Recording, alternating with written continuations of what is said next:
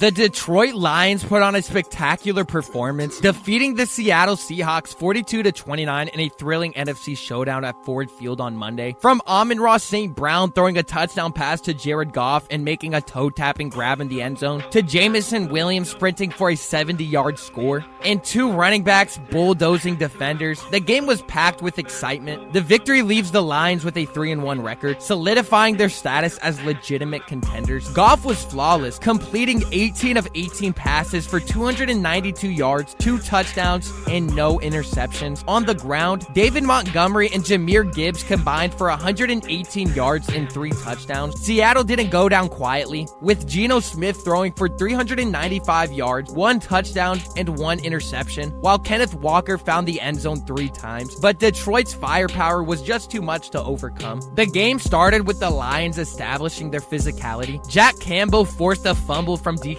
Metcalf, and Montgomery powered through tacklers to cap off a 12-play, 93-yard drive, giving Detroit a 21-7 lead at halftime. Then the fireworks began. Seattle and Detroit exchanged touchdowns on the first 5 possessions of the second half, with Smith finding his rhythm and Walker consistently scoring for the Seahawks. But Detroit answered every time with standout plays. Montgomery bounced off multiple defenders with a bruising reception, setting up a trick play where St. Brown lofted a perfect pass to Goff for a touchdown. Though Seattle managed to score again, the Lions extended their lead when Williams broke free for a 70-yard touchdown on a 1-play drive. The back and forth continued in the fourth quarter as Walker scored for Seattle, but Detroit kept pushing the lead back to 2 scores, highlighted by St. Brown's athletic sideline toe tap for another touchdown. Things got tense late in the game when Goff was sacked for a safety while trying to run out the clock, but Kirby Joseph's interception in the end zone sealed the win for Detroit, handing Seattle its first loss of the season. With momentum on their side, the Lions head into their bye week before facing another potential contender, the Dallas Cowboys, in week 6. Jared Goff was the star of the game, making NFL history as the first quarterback to finish a game with a 100% completion rate. No one has ever achieved this before. The previous closest was Drew Brees, who had a 96.7% game in 2019. There's been some debate about whether any other quarterbacks have done this, but according to Pro Football Reference, no player has accomplished it since records began in 1933. Goff's final stat line was 18 for 18, throwing for 292 yards, 2 touchdown passes, and even catching a touchdown pass. He had an incredible performance. The Lions once again established the run game early, racking up 88 yards and 3 touchdowns between David Montgomery and Jahmyr Gibbs by halftime. While they slowed down in the second half, they still finished with 116 yards combined. Defensively, the Lions didn't dominate the Seahawks, but they stepped up when it mattered the most. A key goal line stand in the fourth quarter and an interception off Geno Smith on the following drive sealed the win. It's safe to say defensive coordinator Aaron Glenn has finally figured out how to contain the Seahawks offense. The Detroit Lions offense, a top 5 unit in 2023, rediscovered its rhythm on Monday night against the Seahawks. After a shaky start to the 2024 season with more interceptions than touchdowns through the first 3 games, Goff delivered his best showing in week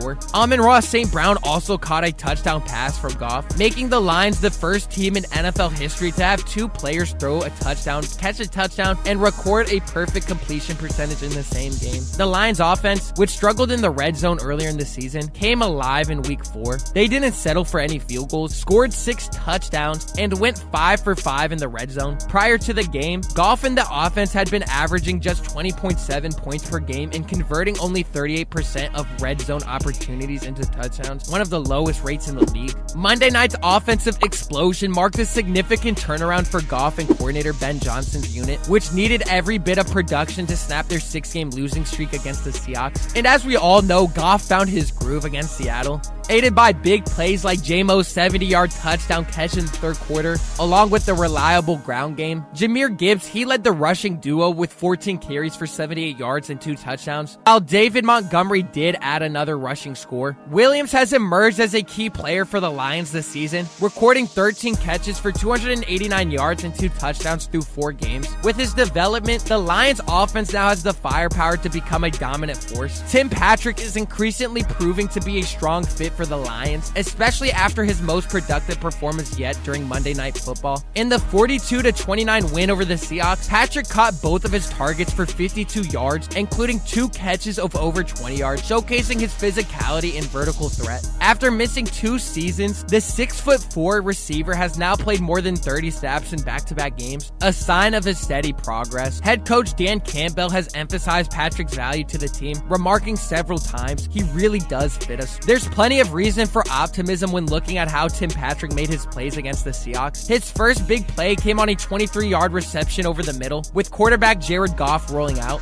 Patrick caught the ball in stride and added yards after the catch, setting up a 1st and goal for the Lions in the 3rd quarter. His second catch was on a opening drive play after Seattle had cut the lead to 8 points. Patrick split the coverage and hauled in a perfectly timed pass from Goff. That play, marked by the chemistry between the two, was reminiscent of Goff's connection with Josh Reynolds in the past, an encouraging sign for Detroit. Patrick joined the Lions after parting ways with the Broncos, brought in to add height and a strong outside presence to a group looking for a solid wide receiver 3. Earlier contenders like Donovan Peoples-Jones, Darris Fountain, and Caden Davis didn't secure the role during camp. As a result, Patrick, Allen Robinson, and Peoples-Jones were added to the practice squad, with Robinson and Peoples-Jones later being promoted to the active roster. Although Robinson has only played 1 snap and has yet to see a target, he fits the same profile and offers depth if needed. As the Lions head into their bye week, Amon-Ra St. Brown and Jamison Williams are hitting their stride as the top 2 receiving options, while tight end Sam Laporta appears to be reigning his high-level productivity. Meanwhile, Detroit boasts one of the best running back duos in the league. The Detroit Lions rushing attack against the Seahawks played a key role in opening up opportunities for the passing game to exploit weaknesses. Jahmyr Gibbs and David Montgomery are starting to be recognized as one of the top running back duos in the NFL. Gibbs, who missed some practice time during training camp due to a hamstring injury, is regaining full health. Head coach Dan Campbell noted in his Week 4 recap that both Gibbs and tight end Sam Laporta look the healthiest they have been since the start of camp.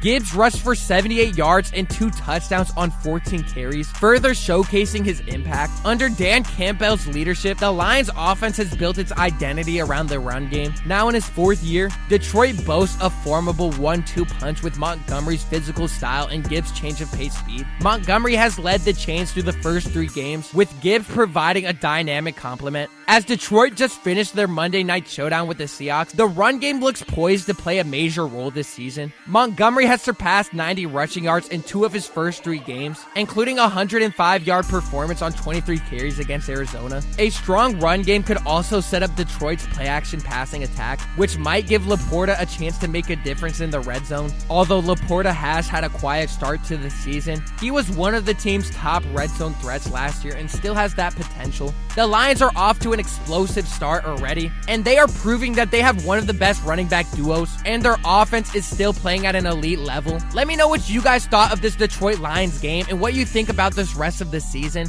If you made it this far and you haven't already, make sure you go down below and you subscribe and you turn the notification bell on so you never miss a Lions video or any video at all. Leave a like as well. I greatly do appreciate it, and I'll see y'all in the next one.